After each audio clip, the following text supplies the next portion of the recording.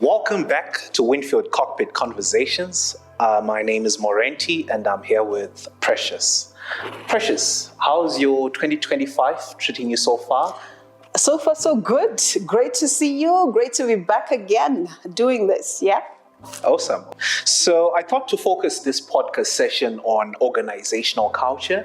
We do a lot of work on organizational culture. We get a lot of customers inquire about that, trying to get advisory on how best to navigate their organizational culture. To you, what's your understanding on organizational culture? What is it? Thank you. And that's a very good question.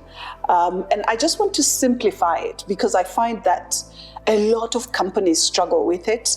And, people have it in their strategy documents that they want to change their culture, but they don't know where to start because they struggle to just break it down into something simple. So what I would say is organizational culture is the personification of an organization. And essentially what we're saying is, if this company was a human being, if this company was a person, what would she look like?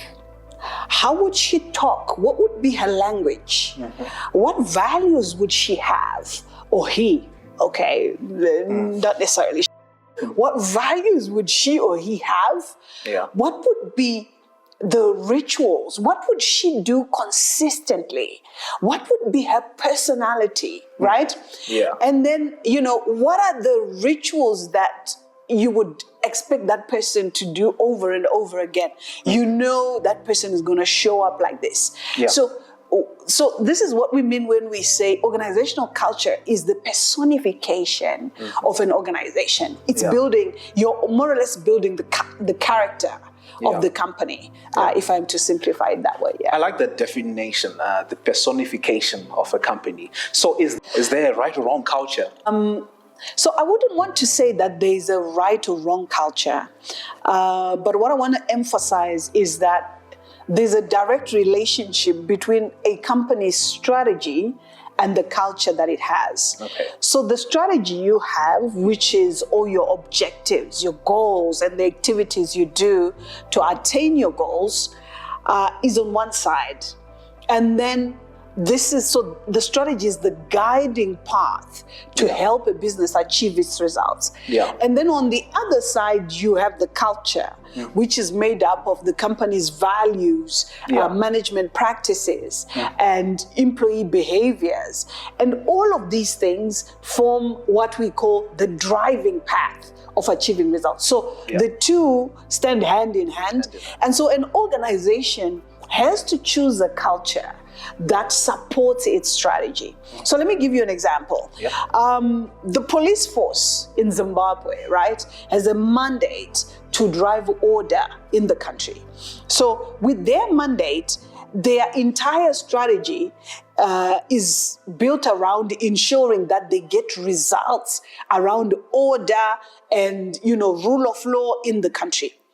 Now, a culture that would help them to drive that would be a culture that enforces order internally. Yeah. So a culture centered around order, which means following the rules, walking in a straight line, standing where you're supposed to stand, ironing your tux the way you should. All of those things are centered around order. Just be orderly. If you can be orderly internally, then you can actually enforce order outside. Yeah. And I come back to even companies that have, for example, a mandate results, right? If you have a company whose mandate is to deliver profitability, and it's a company where shareholders are right there looking for results at every single quarter, then your internal culture must be a high performance results culture, because that's what supports the mandate that you have. Yeah. And so that's what I mean when I say there's a strong relationship and balance between the strategy and what you're trying to achieve, as well as the culture itself. I think you perfectly articulated how there needs to be an alignment between strategy and culture. And what are some of the challenges that you feel like leaders have when they're trying to enforce a certain organizational organizational culture, or rather nurture a certain organizational culture? What are some of the inherent challenges that leaders likely face? So in my consulting experience, I've come across so many organizations wanting to change culture. And before we even try to address the culture issues, we try to look at what went wrong. And most of the time, something happens, that something goes wrong at the center. And what is the center? The center is where your C-suite, your key leaders are, who actually are responsible for a lot of work in driving organizational culture. So what goes wrong there, firstly, is just the inability to define the culture that we want. Yeah. Right? Sometimes leaders are not even clear. They have not been trained. They have not bothered to go to school to learn about culture. They think they can just wing it.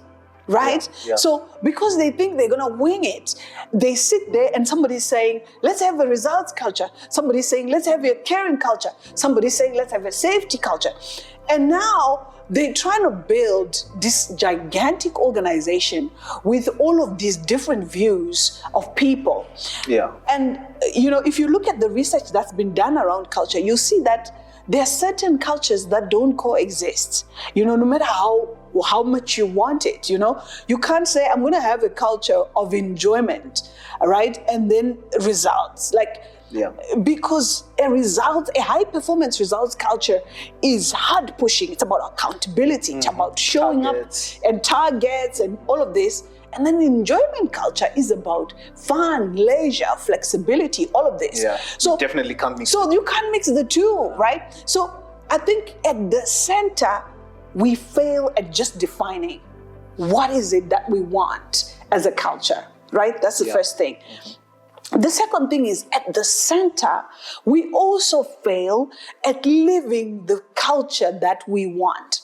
So because leaders have high influence on culture, right? The higher you go, the more influential your behaviors become. Actually, we say the higher you go, the more infectious your behavior is. So if you dress like you do, Morenti, and you have a team, right? Without you realizing it, your team is going to start dressing like you, right? And you don't even need to say it. All you need to do is just show up like this, and your team is going to start dressing like that. What about the do as I say, not as I do? No.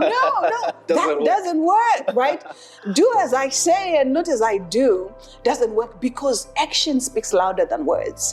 And people get really confused when a leader is telling them to do another thing, and they're doing another thing. Yeah. So people are stuck. Should we do what he does, or should we do what he says? And so in the end, because action speaks louder than words, people will say, let's do what he does. And so at the center of building culture is leaders role modeling the culture that they want. And living that culture at the highest level. And I think this is another big struggle that companies have, having leaders that can role model the culture that is required. The third thing which makes culture difficult is just behavior change is hard.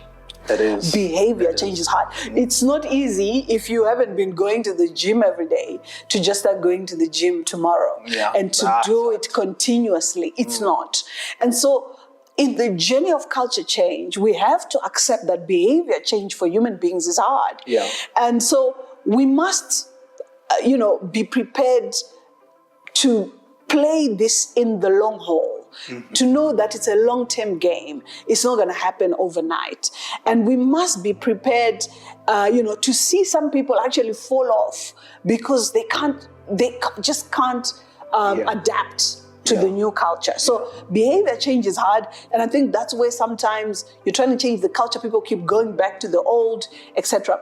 And that's why sometimes they say if you're trying to infuse a new culture, you almost have to bring in a new breed of people, of leaders who are driving that culture hard, so that people have no option but to say, okay, we need to go this way. I mean, this train is moving and we need to join it, right?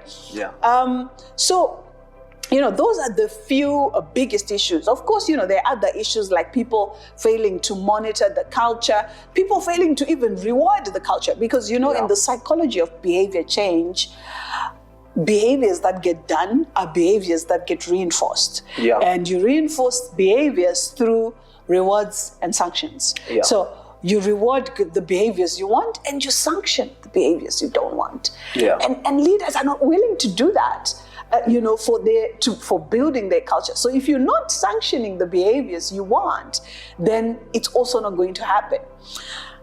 Another thing is also that leaders think that just because they've written down that this is the culture they want, people are going to automatically just follow. People are going to automatically follow it. So they don't put effort in actually building the culture practically, embedding the culture into their daily operations and how things are done. They don't put effort in doing that. And as a result, the culture never comes to life. So all of these things, I think, are just where the failures happen. And, we could talk all day, but So from what you're saying, I can get that there needs to be like a coordinated, systematic approach to actually redefining culture. It's not just a small shift. It's not a small thing to change the culture of an organization. No, it is definitely not. All right. So we've properly defined organizational culture, and we spoke about the challenges some leaders have in nurturing a certain culture. What's the link between an organizational values and its organizational culture? How do you define the link there?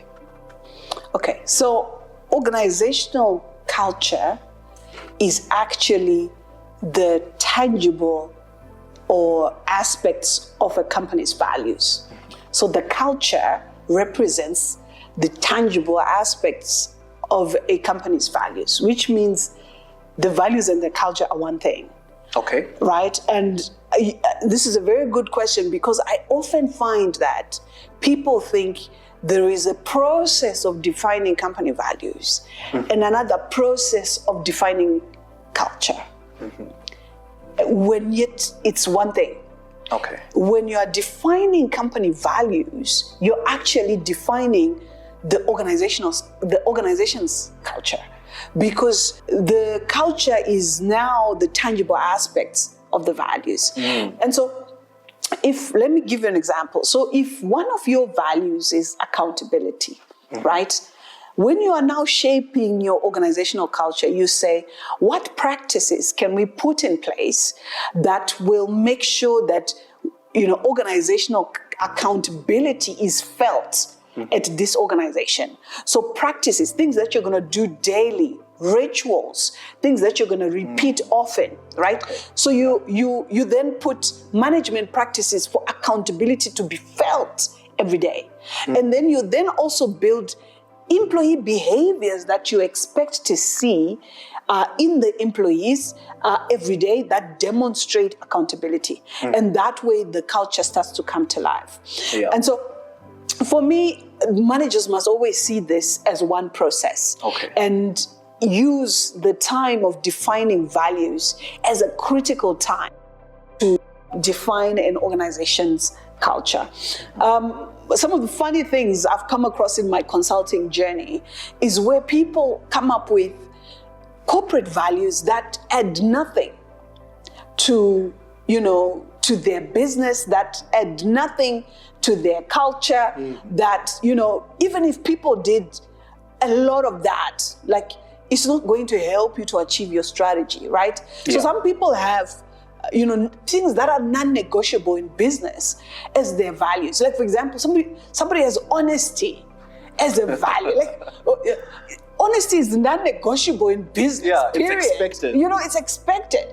So you putting it there, it's not going to make you distinctively different, right? That's a good point. And it's not going to, make your culture any richer. I mean, honesty is non-negotiable. Those are basics. We shouldn't even be debating about honesty, honestly. We shouldn't even be debating about integrity. It's a standard when you're dealing in business. But if I'm now defining my culture and I'm saying, I'm building a culture that's centering around agility, right? And we want our people to be able to respond fast, to deal with customer queries as quickly as possible, to move with trends, to be trendsetters, to be all of this. then you are now defining something that it's an internal culture, but it's going to set you apart in the achievement of your strategy. Because as I said, there's a good relationship between strategy and culture. Yeah. Very clear. So to someone starting a new entity, what would you say is the starting point? Imagining a culture that they want to nurture, or starting up with the values that they say this is what distinguishes us, this is our non-negotiables, and what do you think should be the starting point? Yeah, so for me, it's defining the values, because when you start to say to people, what kind of culture do you want, they get lost somewhere, especially people that haven't done enough homework around it, haven't read the research around it, and don't understand, how culture is defined. Yeah. So the easiest way to do it is to, first of all, define the values that are going to make your business stand out. Yeah. Right? And these are the things you're going to push your teams to push around and to be focused around. And so once you've defined that, you more or less now start to have a clue of the culture that you are building. Yeah. And then from there, you are now building. So what if I've put a value of so we spoke about accountability. If I've put a value of safety, for example, as a key value for the entity, what are the practices that we're going to do religiously that will make this value come to life? And so you're going to put, safety talks, safety induction, safety training, safety wear, safety this. So if somebody spends a day at your site, without a doubt, they can feel it that, whoa, safety is a big thing here, right? Yeah. So now you have values that are embedded into the way everyday work is done, right? So I think they can start with their values, and then from there they can start to build what they want. But for entities that are big and established, there's a lot of work that's been done on culture, and there's a research that was done on the Fortune 500 companies, which defined the 8 common cultures in the Fortune 500 companies. And, some of those 8 are purpose-driven cultures, caring cultures, safety culture, authority culture, order cultures, results cultures, enjoyment cultures, learning cultures.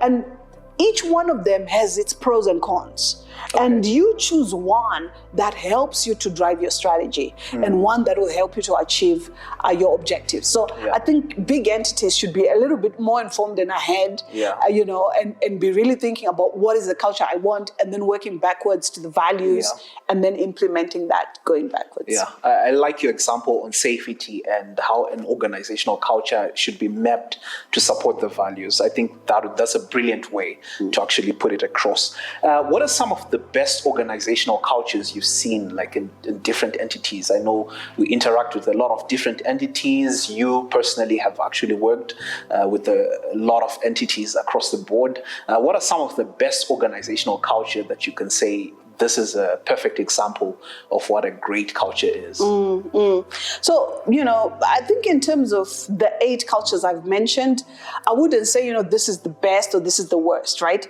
Because each culture has its pros and cons, depending on, what industry you're in, what you're trying to achieve, and the strategy that you're trying to drive at.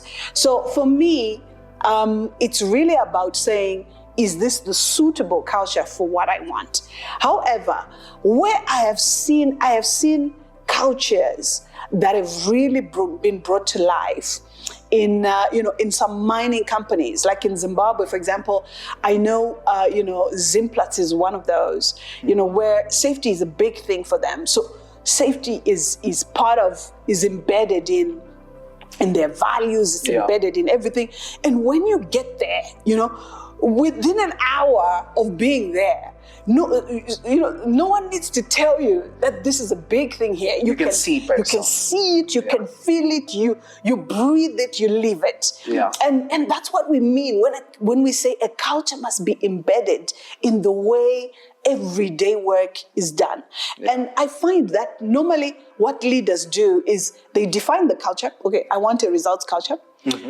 And then they miss the middle part, which is their role in defining management practices that must be done religiously to bring this culture to life. Yes. And then so they just jump from, this is the culture that I want, this is how I want employees to behave. Yeah. So they have those two pieces, but they miss a critical piece in the middle, which is what are the management practices you are going to put in place to bring this culture to life? And, what are the rituals? As I said, culture is the personification of a company, right? And so what are the rituals that are going to be done religiously? Yeah. What is the language this company is going to use? What does it look like if it was a human being? So management doesn't define that, and they leave the rest to employees. And then the leaders are left to live the way they want to live. And unfortunately, employees get mixed signals around what the leaders are saying should be done and what they're actually doing.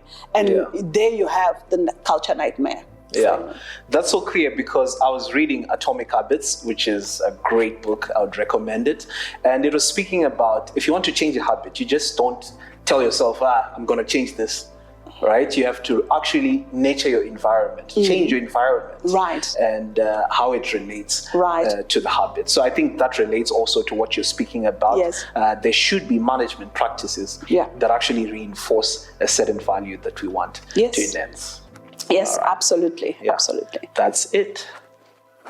So my last question for you is, if we were to build a strong organization that has a very strong culture, what's our approach towards building that? I know you hinted at some of the aspects, but what would you say is the approach we take if we were to build a strong organization with a very strong culture? Thank you. So we start with the strategy. What is our strategy? What are we trying to achieve? And I'll use an example here. So once we have identified if it's a private entity that's seeking to grow revenue, grow profitability, etc., and has a mandate to drive growth, they then pick up a culture that supports and drives that strategy. And so that's why I said culture is the driving part. So they pick up a culture. So they can pick up a culture amongst the 8 that I mentioned, like a results culture, right? And those are what people call high performance cultures, high whatever. And results cultures, the values for results cultures, it's all centered around accountability, and, being personally accountable and taking ownership for your work, right? And then once you've defined that culture, the next thing is you want to say, what are the values that correlate very well to a results culture? So accountability could be one of them. Ownership could be one of them. Agility could be one of them. Innovation could be another. All of these are all centered around how do we drive results.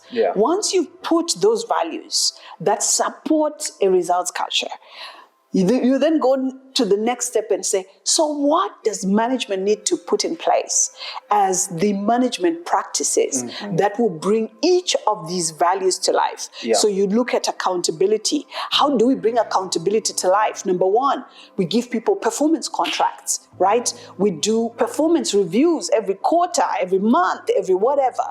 We have weekly performance review meetings. We have performance-based rewards. We have performance-based promotions. We have performance-based, I don't know what, everything is all about performance, right? And so you are now trying to bring the value of accountability to life. So you're putting all these practices around it. So you have policies that actually support it. From there, then you go on to define some maybe rituals and activities that the company is going to do, again, to bring this to life in terms of rewards, sanctions, etc., that the company will do continuously and all the time.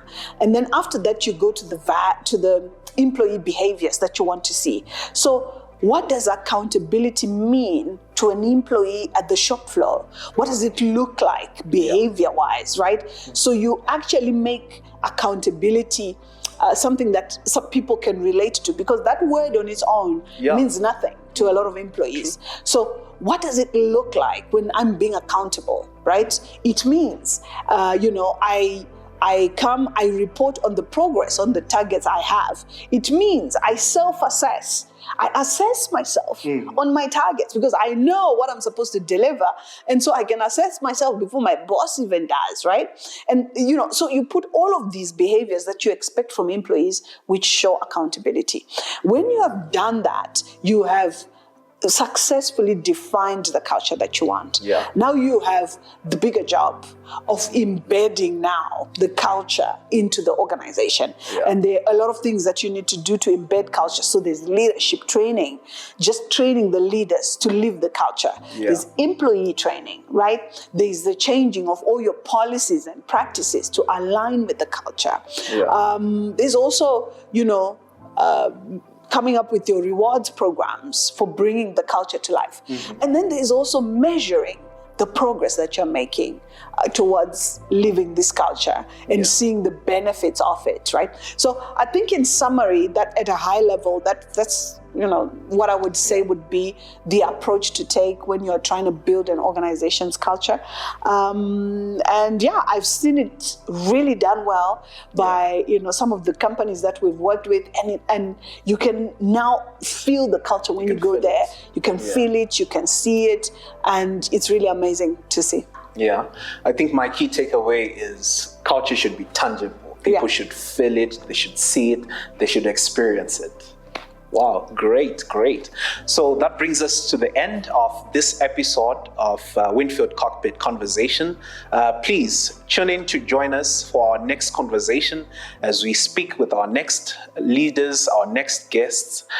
So like, subscribe, and comment below what stood out the most to you from this session. Cheers. Thank you. Thank you.